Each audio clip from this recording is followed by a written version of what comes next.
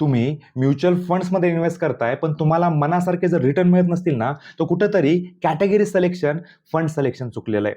काळानुसार मार्केट बदलतंय, त्या पद्धतीची इन्व्हेस्टमेंट स्ट्रॅटेजी बदलणं गरजेचं आहे. तर आज आपण एक ट्रेंडिंग कॅटेगरीबद्दल बोलणार आहेत, flexi cap category. Flexi cap category म्हणजे काय आणि तुमच्या पोर्टफोलिओमध्ये या कॅटेगरीचा फंड का आवश्यक आहे, याबद्दलची चर्चा करणार आहेत. तर व्हिडिओची सुरुवात करूया. नमस्कार, माझं नाव पंकज मुळे. तर सुरुवातीला आपण म्युच्युअल फंड इंडस्ट्रीबद्दल बोलूया. आत्ता जर बघितलं ॲसेट मॅनेजमेंट कंपन्या ज्या ॲक्च्युअली म्युच्युअल फंड हँडल करतात, त्या जवळपास 44 आहेत. दुसरं जे आहे की फंडमध्ये जर कॅटेगरी बघितल्या, त्या कॅटेगरी जवळपास 34 कॅटेगरीचे वेगवेगळे फंड्स आहेत, जसं की large cap, mid cap, small cap, multi cap, balance category आहे, त्यानंतर फोकस कॅटेगरी आहे, अशा वेगवेगळ्या कॅटेगरीज आहेत.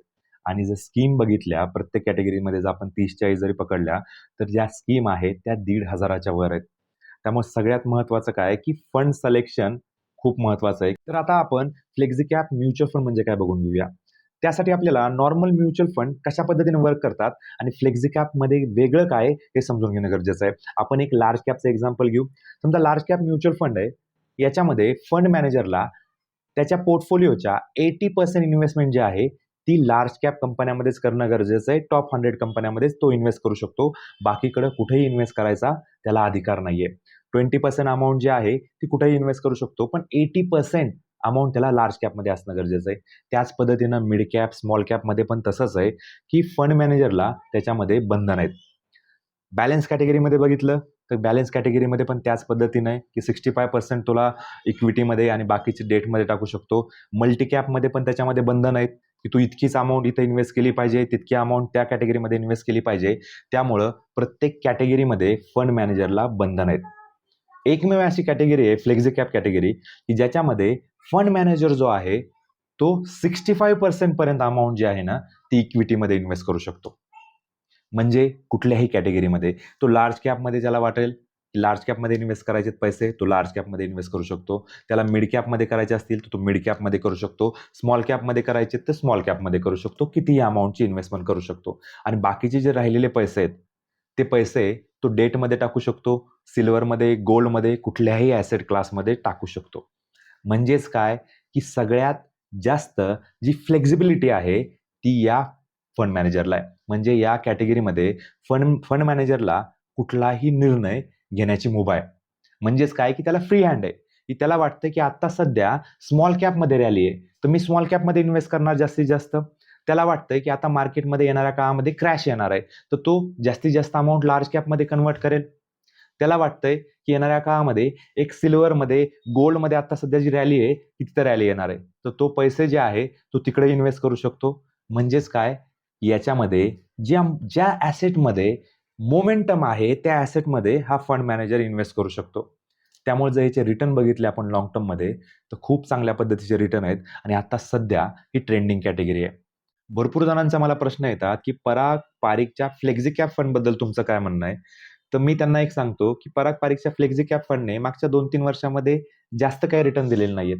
त्याच्यामागची जर कारणं शोधण्याचा प्रयत्न केला, तर पराग पारिखच्या फ्लेक्झी कॅप फंडमध्ये काय होतं, की फॉरेन स्टॉकमध्ये पण इन्व्हेस्टमेंट करण्याची मुभा होती इंडियामध्ये. पण आता मागच्या 2 वर्षापासून फॉरेन इक्विटीमध्ये डायरेक्ट इन्व्हेस्टमेंट गव्हर्नमेंटनी बंद केलेली आहे. त्यामुळे पराग पारिखमध्ये जर आत्ता बघितलं, तर जुनी इन्व्हेस्टमेंट ती जवळपास 13% 14% तेवढीच इन्व्हेस्टमेंट आहे आणि बाकीची सगळी इन्व्हेस्टमेंट जी आहे ती इंडियन स्टॉक मार्केटमध्ये हे एक कारण आहे. दुसरं कारण जे आहे की पराग पारिखच्या फ्लेक्झी कॅपचा जर एयूएम बघितला तो जवळपास 1,33,000 करोड आहे. म्हणजे जास्त एयूएम झाल्यामुळे काय आहे की तो फंड मॅनेज करणं खूप मुश्किल आहे. कारण की सेबीचे रेग्युलेशन्स आहेत की तुम्ही इतक्याच पर्सेंटेजमध्ये एका नवीन कंपनीमध्ये इन्व्हेस्ट करू शकता. कुठल्या कंपनीमध्ये तुम्हाला किती अमाऊंट इन्व्हेस्ट करायची आहे. म्हणजेच काय की पराग पारिखला जर कुठल्या एका नवीन कंपनीमध्ये इन्व्हेस्ट करायचे असतील तर त्या कंपनीचा स्टॉक एकदमच वाढू शकतो. त्यामुळं त्याला जर स्मॉल कॅपमध्ये कुठली कंपनी आवडली तरीही त्याला इन्व्हेस्टमेंट करता येत नाही. हा सगळ्यात मोठा ड्रॉबॅक आहे. पराग पारिख फ्लेक्झी कॅपबद्दल मी तुम्हाला एक इन्साईट सांगणार आहे. जेव्हापासून हा फंड लॉन्च झालेला आहे ना, तेव्हापासून या फंडला मी ट्रॅक करतोय. तुम्ही जर या फंडमध्ये जर पोर्टफोलिओ बघितला या फंडचा, की या फंडने कुठल्या स्टॉकमध्ये किती इन्व्हेस्टमेंट केली आहे, तुम्हाला धक्का बसेल. आत्ता सध्या त्यांचं ॲलोकेशन कमी असेल, पण सुरुवातीच्या काळामध्ये जवळपास 12% ते 13% त्यांनी एकाच कंपनीमध्ये पैसे इन्व्हेस्ट केले होते. म्हणजे जर त्यांच्याकडे जर 100 करोड असतील, त्यातले 11 ते 12 करोड त्यांनी एकाच कंपनीवर लावले होते. ती कंपनी कुठली आहे माहिती आहे का? पुण्यामधली आहे पर्सिस्टन्स सिस्टीम.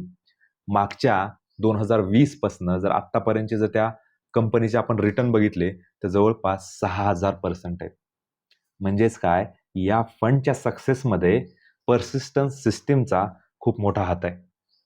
पण माझं असं म्हणणं असतं की कुठल्याही म्युच्युअल फंडने रिस्क मॅनेजमेंट करणं खूप महत्त्वाचं आहे. मागच मी तुम्हाला सांगितलं की मोतीलाल ओसवालचा जो म्युच्युअल फंड आहे त्यांनी कल्याण ज्वेलर्स सारख्या स्टॉकमध्ये जर त्याच्या फंडची जर 10 ते 12% इन्व्हेस्टमेंट करत असेल तर अगदी चुकीचं आहे. त्याच पद्धतीनं जर पराग पारिक फ्लेक्झी कॅपने एकाच स्टॉकमध्ये जर 10% वर इन्व्हेस्टमेंट केली असेल तर ती कुठंतरी ज्यांनी लोकांनी पैसे इन्व्हेस्टमेंट केलेत त्यांच्याशी धोका झाल्यासारखं आहे. पण आता सध्या काय आहे की पराग पारिकचं नाव फेमस झालंय त्यामुळं हिस्ट्री बघून कुणीही उठलं की लगेच पराग पारिकमध्ये इन्व्हेस्टमेंट. आता AUM बघितला तर 1,33,000 करोडच्या वर झालेला आहे. तर आता आपण फ्लेक्झीकॅप म्युच्युअल फंड कशा पद्धतीने वर्क करतो जाणून घेऊया.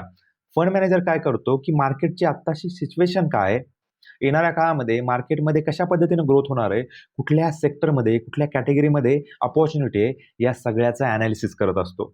त्याला जर वाटतंय की मार्केटमध्ये येणाऱ्या काळामध्ये बुलरन येणार आहे, खूप चांगली अपॉर्च्युनिटी आहे, तर तो स्मॉल कॅपमध्ये जास्त इन्व्हेस्ट करतो. त्याला वाटतंय की येणाऱ्या काळामध्ये कुठलं तरी क्रॅश येणार आहे, कोरोनासारखी सिच्युएशन येणार आहे, त्यावेळेस तो जास्तीत जास्त अमाऊंट जी आहे ती लार्ज कॅपमध्ये कन्वर्ट करतो आणि जी बाकीची अमाऊंट आहे तो डेट कॅटेगरीमध्ये इन्व्हेस्ट करतो. म्हणजे आपल्याला काय, याच्यामध्ये रिस्क जी आहे ती कमी करण्याचा प्रयत्न करतो फंड मॅनेजर. स्टेबिलिटी खूप चांगली आहे. तुम्हाला रिटर्न जे आहेत ते लाँग टर्ममध्ये चांगले स्टेबल रिटर्न मिळू शकतात.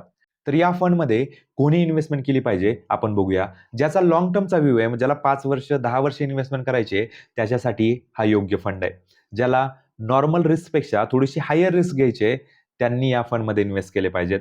ज्यांना SIP करायची आहे, ज्यांना लमसम अमाउंट इन्व्हेस्टमेंट करायची आहे, त्यांच्यासाठी पण हा योग्य फंड आहे. आणि सगळ्यात महत्त्वाची गोष्ट की ज्यांना इक्विटी मार्केटमध्ये लक्ष देण्यासाठी वेळ नाहीये, की कुठली कॅटेगरीमध्ये चांगली परफॉर्मन्स होतोय, कुठलं लार्ज कॅप जाते वर, मिड कॅप जाते, स्मॉल कॅप खाली येते, याचा जर वेळ नसेल तर त्यांच्यासाठी ही उत्तम कॅटेगरी आहे की याच्यामध्ये पैसे लावायचे. फंड मॅनेजर योग्य सिच्युएशनमध्ये योग्य डिसिजन देऊन तुम्हाला चांगले पैसे कमवून देऊ शकतो. तर आता आपण फ्लेक्झी कॅप कॅटेगरीमध्ये फंड कसा सिलेक्ट करायचा, कारण की आपण बघितलं वेगवेगळ्या AMCचे फ्लेक्झी कॅप फंड्स अवेलेबल आहेत, जवळपास 30 ते 34 आहेत. तर त्यातला सगळ्यात चांगला फंड कुठला जाणून घेण्यासाठी सगळ्यात महत्त्वाची गोष्ट कुठली, की ती AMC जी आहे, जी ॲसेट मॅनेजमेंट कंपनी आहे, ती ट्रस्टेड असणं गरजेचं आहे.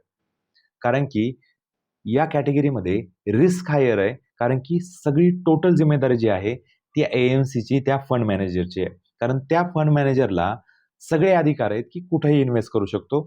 त्यामुळे AMC चांगली असणं खूप महत्त्वाचं आहे. ती कंपनी चांगली असणे खूप महत्त्वाचं आहे. एक्झाम्पलसाठी तुम्ही HDFC सारख्या, ICICI सारख्या, निपॉन सारख्या या चांगल्या AMCमध्ये इन्व्हेस्ट करू शकता. असं का म्हणतोय मी? कारण की काही म्युच्युअल फंड्सच्या ज्या AMC आहेत, ॲसेट मॅनेजमेंट कंपन्या आहेत, यांच्या आपल्याला फ्रंट रनिंगच्या केसेस समोर आलेल्या आहेत. जसं की एक्झाम्पलसाठी मोतीलाल ओसवालची जवळपास 12% इन्व्हेस्टमेंट जी आहे मिड कॅप फंडची, ती डायरेक्टली कल्याण ज्वेलर्समध्ये होती. म्हणजेच काय, की इन्व्हेस्टर सोबत या प्रकारची रिस्क घेणारी जर AMC असेल, तर अशा AMC पासून आपण दूर राहिलं पाहिजे. क्वांटबद्दल जर बघितलं आपण, तर क्वांटबद्दल पण अशाच चर्चा बाहेर आल्या होत्या, की याच्यामध्ये पण फ्रंट रनिंग किंवा कुठल्यातरी एका कंपनीमध्ये जास्त अमाउंट इन्व्हेस्ट केली, तर यामुळं अशा कंपन्यांपासून, अशा AMCs पासून आपण दूर राहिलं पाहिजे. तुम्हाला म्युच्युअल फंडमध्ये इन्व्हेस्टमेंट स्टार्ट करायची आहे, लाँग टर्ममध्ये वेल्थ क्रिएट करायची असेल, तर खाली दिलेल्या नंबरवर तुम्ही SMS करू शकता, कॉल करू शकता. नक्कीच आमची टीम तुम्हाला कनेक्ट करेल. अशाच नॉलेजेबल कंटेंटसाठी चॅनलला सबस्क्राईब करा, फॉलो करा आणि येणाऱ्या काळामध्ये ज्या मित्राला गरज आहे इन्व्हेस्टमेंटची, ज्याला गाईडन्स पाहिजे, अशा लोकांना हा व्हिडिओ नक्कीच शेअर करा.